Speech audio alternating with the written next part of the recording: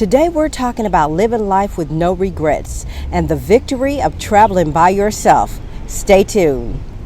Living my life like it's golden. Living my life like it's golden. Living my life like it's golden.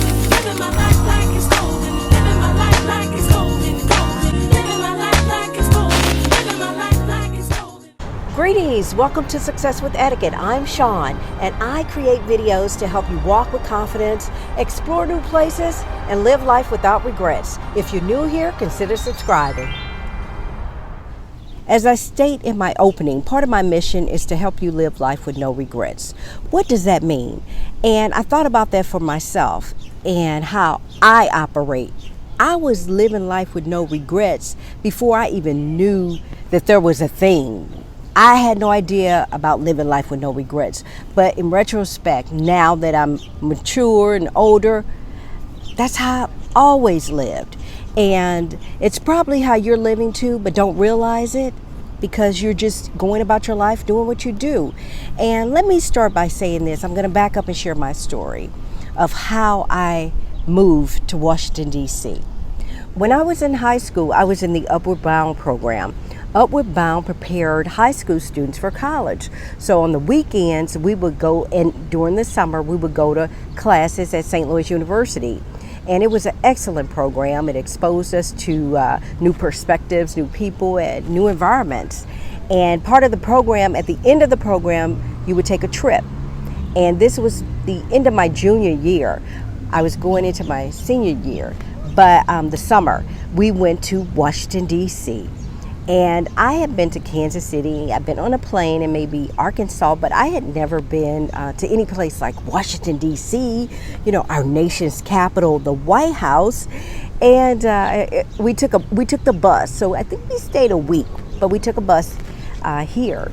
And I got to D.C., and it was just a beautiful place. And we saw the White House, outside the White House, the Capitol. So we did all the tourist things, and I just thought, wow, this is such a beautiful city. And the row houses, I was fascinated with the row houses because in St. Louis and Missouri, Midwest, we got space, we got land. There's no such thing as row houses. Well, we have duplexes, but it still got space and backyards. When I got back from my trip, I told my mom and my grandmother, I'm moving to DC after I graduate from college. That was in 1985 because I was going into my senior year. And they're like, okay, you liked it that much? I was like, yeah, I loved it. And I put that out there. I don't know if I told anyone else, but I definitely told my mother and my grandmother, and I just put it out there. We're going to fast forward to my senior year in college. And I do remember telling people during my college years that after I graduated, I was moving to DC. Now, mind you, I had no idea how I was getting to DC. I didn't even take advantage of the career placement office to use them like I should have. So I didn't have a clue how I was going to end up in DC, but I knew it. I just knew it. I would say it. I said it. I claimed it. And that was all before I even knew what claiming something was. I just knew I was going to end up in Washington, D.C. at some point. And this was very interesting. It was my senior year. I was standing outside. It was toward the end of the year, and I think I had maybe a few weeks before graduation. And a young lady, a friend came up. I call her a friend because she was an associate, and we hung around the same people. But I never talked to her about my aspirations or my goals. I would just always see her and say, "Hey, how you doing? Hello." She came up to me. We were waiting for class, and she was waiting on her class. And she came up and she said, "Congratulations." And I said, "Thank you." She said, "You'll be graduating soon, and you're moving to DC, right?" And I thought, how does she know that? And I said, "Yeah, I'm moving to DC." And she was like, "That's great." And just had a conversation. And I'm thinking, how does she know? I guess somebody had mentioned to her. Somebody else was proclaiming it because I proclaimed it. Somebody else was manifesting it for me that Sean's moving to DC. And so here's that manifestation of your thoughts and what you put out there and what you write. I'm a writer, so I write it all down and I proclaim it. I graduated. I didn't have a job in DC. I didn't even know anyone in DC. So how was I getting to DC? Well, My grandmother knew that I wanted to go to DC. My mother knew I wanted to move to DC. And my grandmother's brother had a distant relative. She lived in Capitol Heights, Maryland. And he had talked with her about me and graduating and how I wanted to move to DC. And she told him, well, she can come out here for a week and look for a job, and I'll take her around. So I got my little resumes together, my little attache, and headed to DC for a week. And she was very gracious. She took me around to leave my resume at offices. She tried to get me to fill out that long government form. What is it, that KS? I was like, you know what? I don't think I'm going to be in the government because I'm filling out all this drama.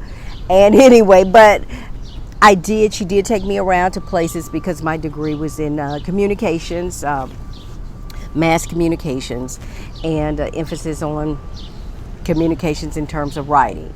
And so she took me around and I handed out resumes. I even registered with a temp agency. But the temp agency told me, since you're not here, we can't really place you. You need to be in the city for us to place you. Well, the week passed and I go back home and I didn't find anything, but I tried, right? I tried. And I said, okay, just didn't turn up with anything right now. Maybe those applications that I completed and turned in, maybe they'll come to fruition. That's what I thought. I still kept hope alive. I did know about keeping hope alive. Then I started, it was September, I started working as a teacher. And I would teach K through 5 writing lab. And I enjoyed it, but that's not what I wanted to do in life. I didn't want to be a teacher. In retrospect, I turned out to be a teacher now with etiquette.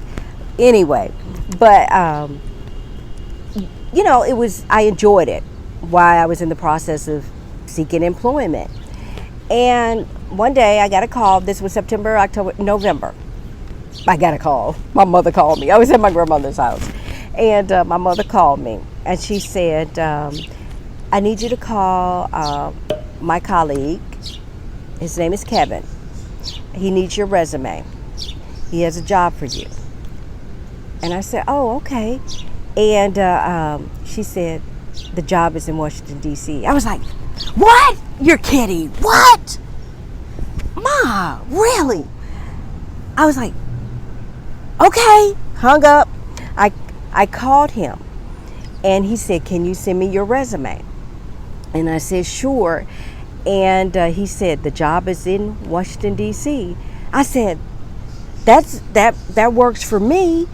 I'm fine with that. And he said, I have a colleague and a good friend in Senator Kit Bond's office. He's the chief of staff, and they have a position open for staff assistant. And I will submit your resume. And I said, wow, thank you. Okay. Boom. But back up. Mama, how did this go down? I mean, how did this happen? Well, my mom, she knew him. They worked together, and they were in the break room, and they would be in the break room at the same time during the week. And my mother, this is DC because you hear all the sirens. My mother told him, they were just talking, and she said, find my daughter a job. And he said, okay.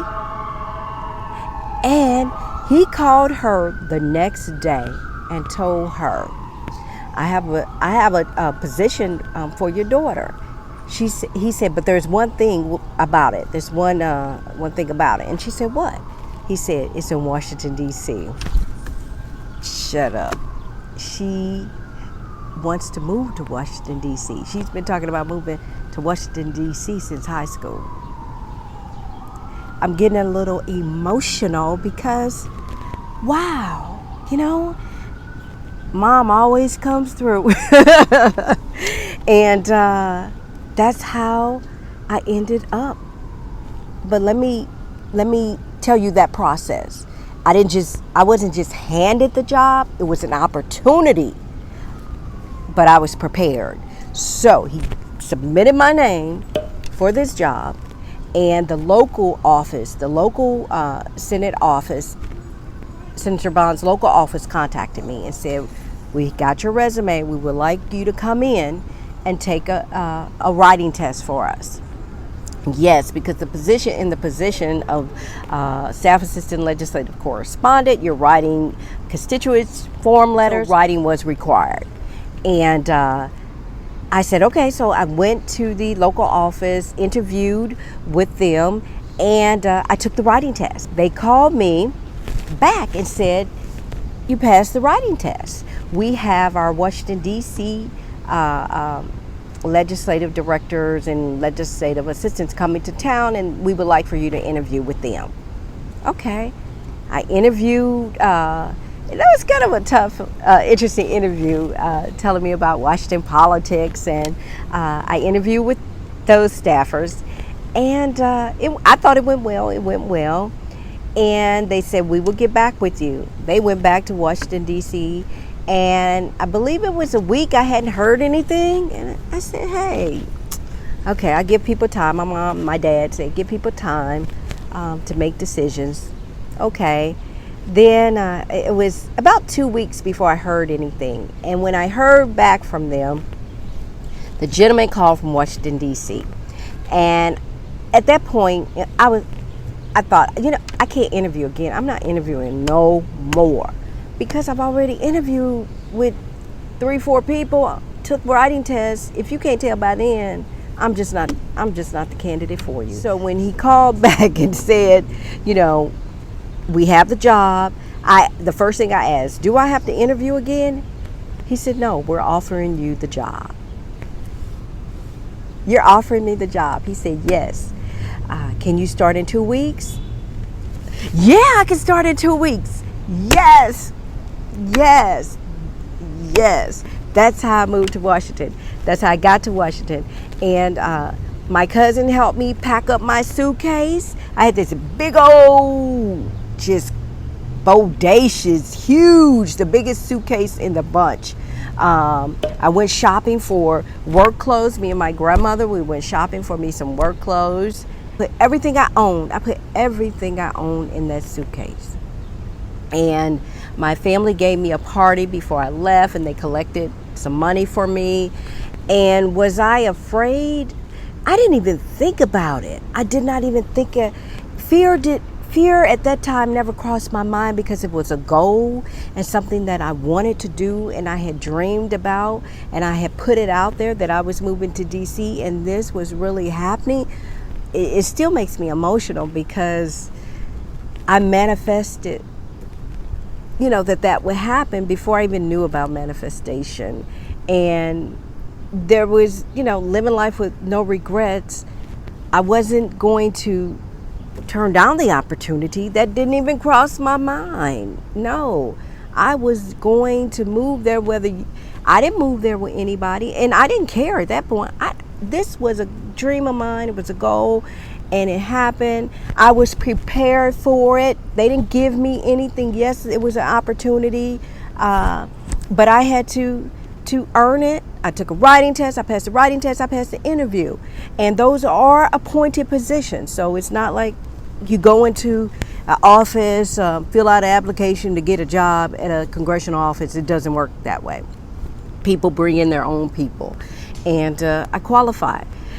And I appreciate my mother for being bold, speaking up, buying my daughter a job, and for Kevin taking me in and saying, hey, I recommend this person.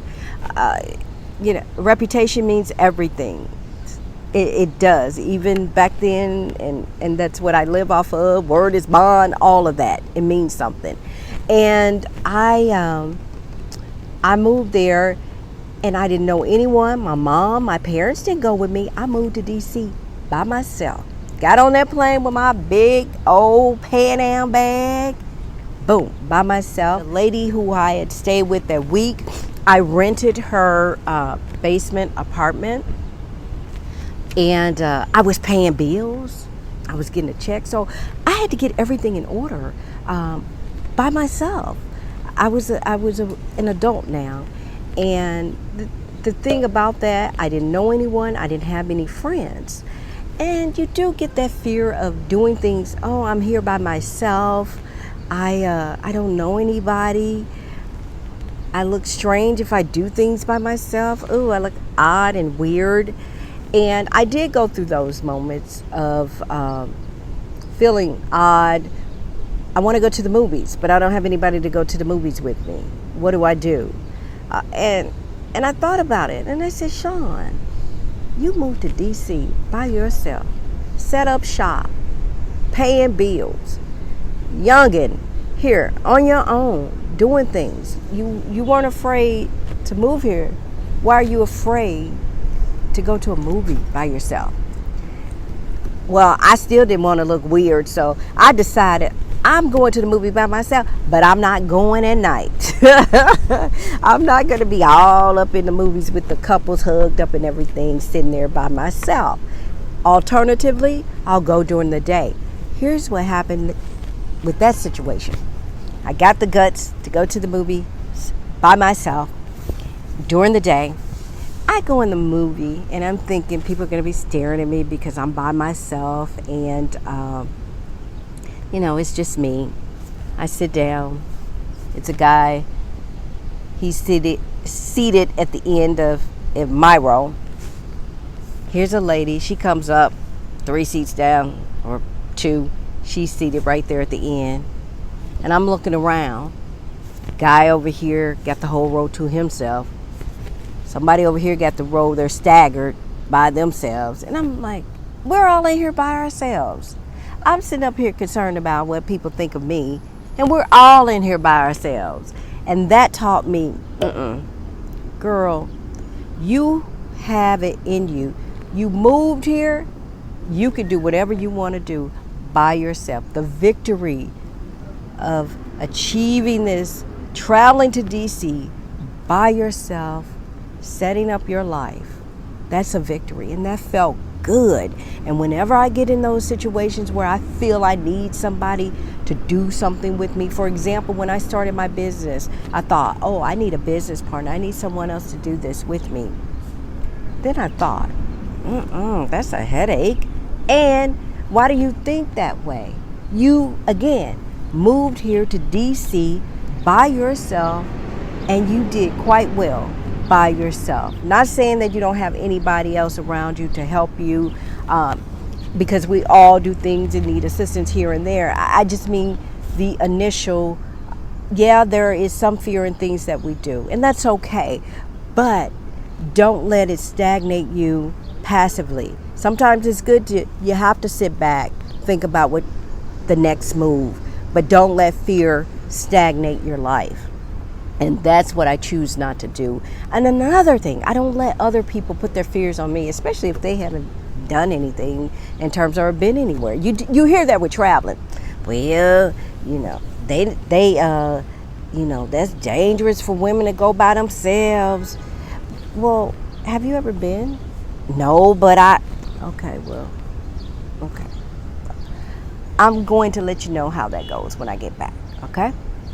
I don't allow other people to project their fears on me. And it's easy to do, and it's easy to get caught up in people projecting their fears on you. And you're saying, you're right. I shouldn't do that because XYZ. You can always talk yourself out of something. And I realized actually back then that comfort and growth, they don't coexist. Because when I'm uncomfortable, that's when I grow. That's when I do the most, and I grow and I learn, and it feels good, and I call it that victory of doing it by myself. Yes, I could have done it with someone else, but it's not the same as doing it by yourself. When you do it by yourself, it's that accomplishment that I did that. You can stomp a challenge, and there is something that I know that you've done by yourself. You just have to think of it, and I have to always replay that in my mind when I come against that trepidation and that hesitation because of I need somebody else to do this with me. No, I don't. That's when I go back. That's when I fall back on you move here by yourself. Moving to DC, I saw the world differently because it wasn't fear-based. And that is a big accomplishment in itself. And you have to break out that shell because you can do things on your own without others around you. I've never been the type to have people around me all the time to do things, but there are situations where you may feel awkward if you do it by yourself. And I became a pro at just reminding myself, look at your accomplishments. And that's what you should do too. Look at your accomplishments of the things that you've done. Take some inventory. Often we take the things we do for granted because we do them. It's day to day, it's life, it's what we do, and we don't recognize the achievement. When we have to reflect upon ourselves, right, you're right. Take some inventory. And when it's time to do things solo, think about the things that you've achieved in those situations that you had to do by yourself. You achieved the victory doing it by yourself. And that's what this is all about. Manifestation, putting it out there, what you want, your dreams, and it doesn't matter when it happens. Again, I had no idea when I was moving to Washington or how. I hadn't even set it up until after I graduated. I started looking, which was kind of late, but it worked itself out. Write it down. I write everything down at the end of the year, and I don't open up. I write everything down, all my goals. It could be something minor as I want to go see the circus. It doesn't matter. I write it down in my journal at the end of the year, and I never look at it again until the night before the new year. And I can go through and see all the things that I forgot about that were achieved because I put it out there in the universe and it happened. I'm like, oh, I forgot about that. I did that. Check that off. And I don't put a time on anything. I just live. And this was all about recognizing now that I've always lived life without regrets. And another thing, when you do things yourself, that builds confidence. Moving to DC gave me the confidence that I could do whatever it is I wanted to do. I just had to plan for it. I had to plan it in order to achieve it. And I had to, write it down, to put it in action and execute it. But you can have and you can do whatever you want to do. And it's very easy to talk yourself out of things. So when you start talking yourself out of things that you want to do, think about it, go back, reflect, and say, what have I done for myself, and what have I done by myself, and why am I not deserving to do this, whether I'm doing it by myself or with someone? Why am I trying to talk myself out of doing this? And we all fear the unknown. That's normal. And again, fear is normal processing, but it builds confidence to step outside of the norm. When you achieve something by yourself, that definitely builds your self-confidence. And I wasn't a person who lacked confidence, but just in not knowing what the future holds, when I move there, what it's going to be like, and I get here and I adjust, it automatically built confidence and eliminated certain fears. And it definitely, when you achieve something that you didn't think you could achieve, and it's not even about somebody else saying you couldn't, it's about you. When you realize that you achieved this, woo, baby, you can do anything you want to do. And that's a huge confidence builder. And I don't need anyone else to build my confidence. I got it within. And you do too, based on take some inventory and see how that list is growing of all the things that you did, you achieved through your own perseverance, strength, and commitment and devotion to what you wanted to achieve. Take some inventory.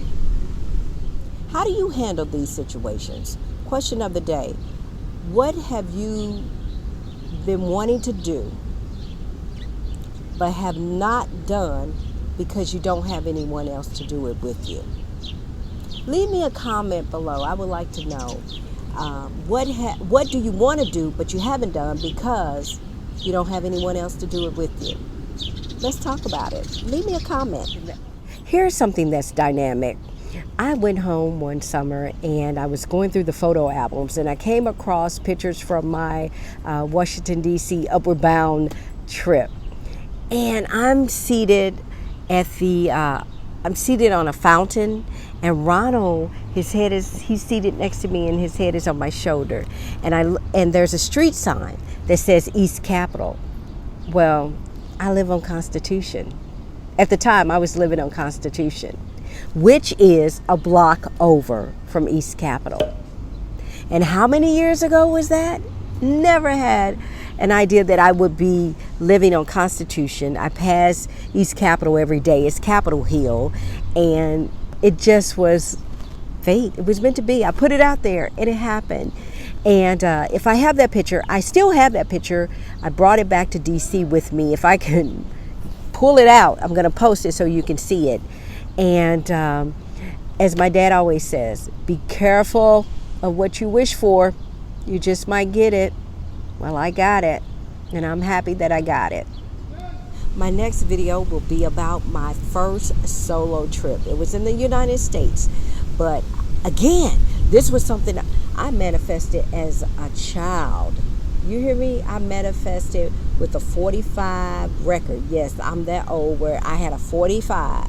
And this song manifested that when I traveled to this place, oh baby, I made it in life. That's my next video. Can you guess where? Follow me on Instagram at Success with Etiquette. You can see my daily happenings and communicate with me on a daily basis through Instagram. If you haven't already, subscribe, like, thumbs up, and share this video. Until next time,